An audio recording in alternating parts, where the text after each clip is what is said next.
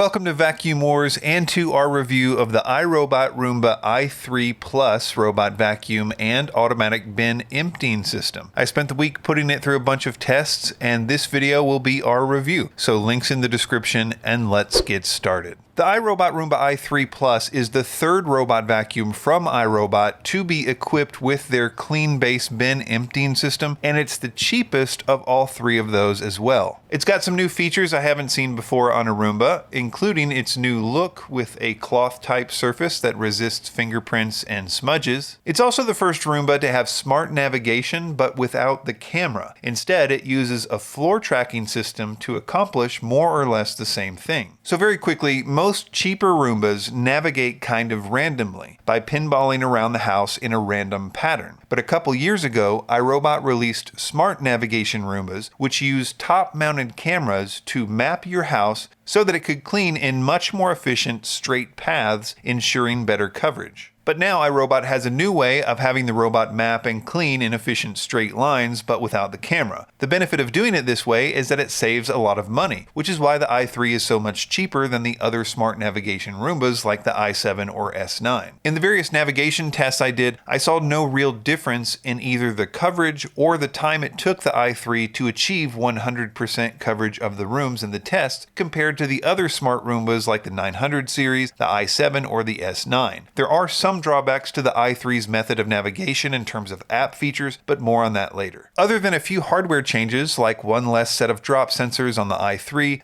and i7 are virtually identical robot vacuums in terms of basic construction from what I can tell. iRobot says the i3 and i7 have the same suction power. I actually found the i3 to have a little more suction and a little more airflow than the i7, but that could just be a variation in my airflow and suction tests. In any case, in the actual pickup tests, I was more than impressed with the i3. In fact, in terms of the i3's cleaning performance, it seemed to be as good, or I think even a little better than the i7. Some of the things I look for here is the ability to pick up fine debris on hard floors on the first pass, which the i3 did effortlessly, even with heavy debris like sand. I also look at its ability to pick up larger debris without too much scattering with its side brush, which again the i3 did great with. Where Roombas really shine though is with carpet deep cleaning. All Roombas have something that other robot vacuums don't: a patented 2-brush roll system which is designed to be able to deep clean carpets. This gives Roombas a distinct advantage over other robot vacuums for getting deep down debris in carpet. For example, Roombas are always at the top of my list when it comes to our deep clean test, where I embed sand into medium pile carpet and weigh their bins before and after a 5-minute run, and the i3 was no exception, scoring an 81, which again is quite a bit better than the average robot vacuum with this test. The clean base is also a big selling point. As I've said many times, I think these auto empty systems are the future of robot vacuums, as they really make you feel like you have a robot helper in your home because you don't have to pay nearly as much attention to it as you do with most robot vacuums. The way it works is that the robot returns to the base when it finishes its job or it needs to recharge, and when it does, the motor in the clean base kicks in and it sucks the debris out of the robot's bin. The contents are deposited into a replaceable vacuum bag, which iRobot says will last for 60 bins worth of debris. The i3 also did better than average with the hair tangle test, where I use 1 gram of 5-inch and 7-inch hair in separate tests, and the i3 only had minimal amounts caught in the roller, like less than 5%. And that hair was particularly around the axles, which is typical for Roomba rollers, but other than that, it was better than most robot vacuums with hair wrap. I did actually try it with 14-inch hair, which I usually don't do because, quite frankly, no robot vacuum can handle hair that long, but actually, if it weren't for the large amount caught in the side brush, it would have done fairly well here as well. Okay, moving on to the negative stuff, and really it's not too negative, but the main thing to be aware of, and really the main difference you will notice between the i3 Plus and the more expensive i7 Plus, is that the i7 Plus, because it has a camera, also has some of the more advanced features on the app that the i3 won't have. Most notably, the app feature called Keep Out Zones. Keep Out Zones are something that iRobot just started offering last year, but it's extremely helpful. It's where you draw little boxes on the map in the app, and it keeps the robot from going where you don't want it to go. But because the i3 has the floor tracker system instead of a camera, it can't do keep out zones. But if your house is fairly clutter-free, or you don't mind sort of robot-proofing trouble areas, you probably won't notice a difference. I also assumed that there would be less ability for the i3 to adapt to furniture and other obstacles than the i7 because of the lack of a camera, and that it would not have some of the other more advanced navigation features that camera bots do, but that's kind of hard to test, and again, I didn't notice a difference in the navigation tests that I did do. One other note on the floor tracking system. Technically, the i7, S9, and some other smart Roombas have floor trackers on the bottom as well. I'm not sure if they use it the exact same way, but it's not a new technology, and even other companies have similar floor trackers to facilitate non-camera based smart mapping of homes. Another con is the battery life, and here again there's only so much to complain about. It's 75 minutes on its one power setting, which is the same battery life on the i7, but it's a little below average in terms of other manufacturers. That being said, because smart robots like the i3 and i7 have maps of your home and know where they have and haven't been, they have a feature called recharge and resume, where if they run low on battery, they return to the base to recharge and then resume exactly where they left off. So battery life isn't that big of a deal for smart navigation robots. So the bottom line is that as far as I can tell, the i3 is as good or better in terms of cleaning than the i7 for a cheaper price. It has the exact same auto empty bin system for a cheaper price. It navigates with the same efficient back and forth rows for a cheaper price. The only downside is that because it doesn't have a camera, you don't have some of the more advanced navigation features like in the app with Keep Out Zone. Links in the description, and be sure to subscribe to Vacuum Wars before you leave.